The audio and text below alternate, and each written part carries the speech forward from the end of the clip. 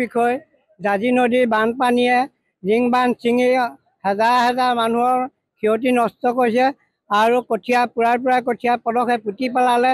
এতিয়া ৰাইজৰ পানীৰ হাঁহ নচৰা হৈছে, সাঁতুৰি নাদুৰি থাকিবলগীয়া হৈছে। কণ কণ ছাত্ৰ ছাত্ৰীসকলে পৰীক্ষাৰ পৰা বিৰত থাকিবলগীয়া হৈছে। এইটো আজি প্ৰায় এসপ্তাহে হ'ল ছিগা, আগতে বনোৱা নাই। আগৰ নবনোৱাৰ কাৰণে এই পৰিস্থিতি হ'বলগীয়া হৈছে। পঞ্চায়তৰ মানুহে আহি কয়হি যে এইটো বুজ দিলে বুজ থৈ দিব লাগে বুলি, কিন্তু বুজ দিয়ে ৰাখিম বুলি থৈ দিয়ে। কিন্তু এইবাৰ প্ৰায় দুহাতহে আছিলে, তেনেকুৱাতে ছিঙি পেলাই এনে অৱস্থাত পৰিস্থিতি হৈছে। গতিকে এইটো অতি সোনকালে চৰকাৰে কি ব্যৱস্থা কৰে আমি নাজানো, কিন্তু এইটো ভিতৰ চাইডে নামাৰিলে ইয়াক বাহিৰে মাৰি ইয়াক ৰাখিব নোৱাৰিব। ভিতৰেদি মথাউৰি হিচাপে মাৰিলেহে ইয়াক ৰাখিব পৰা যাব।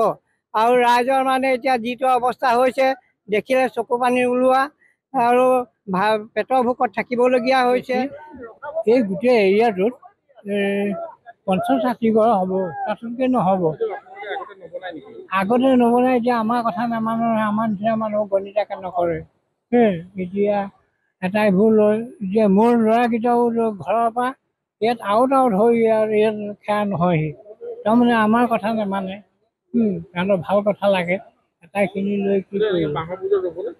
বাঁহৰ বুৰুজত ধৰি লওক এইটো পানী শুকাই গ'লে যদি এই কিনাৰতে মাটি কাটিলে নহ'ব, এইবোৰ চব ঢাপলৈকে মাটি ৰুই এতিয়া শান্তি কৰে। তাত কোনে কি কৰিব, তেতিয়া সেইকাৰণে মই ল'ৰাকেইটাকো আহিব দেই। বিষয় জাজি নদীৰ বানপানীয়ে জিং বান্ধ ছিঙি হাজাৰ হাজাৰ মানুহৰ ক্ষতি নষ্ট কৰিছে আৰু কঠীয়া পুৰাই কঠীয়া পলসে পুতি পেলালে। এতিয়া ৰাইজৰ পানীৰ হাঁহ নচৰা হৈছে, সাঁতুৰি নাদুৰি থাকিবলগীয়া হৈছে।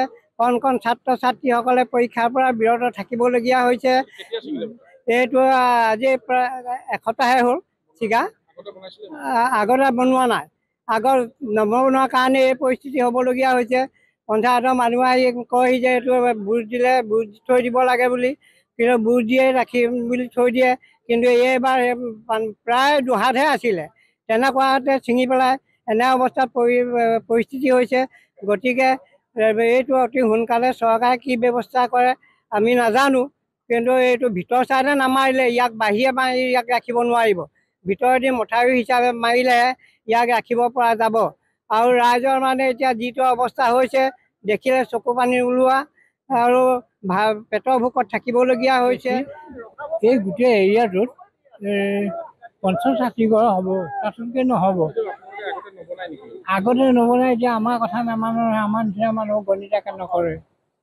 এতিয়া এটাই ভুল লয় যে মোৰ ল'ৰাকেইটাও ঘৰৰ পৰা ইয়াত আউট হৈ ইয়াত খেয়া নহয়হি, তাৰমানে আমাৰ কথা নামানে।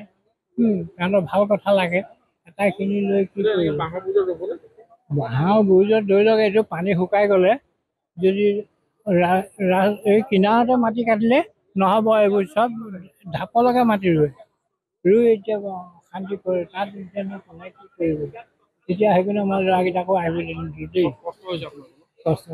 যিকোনো খবৰৰ বাবে যোগাযোগ কৰক 7099017330 লগতে 7099017110 নম্বৰত।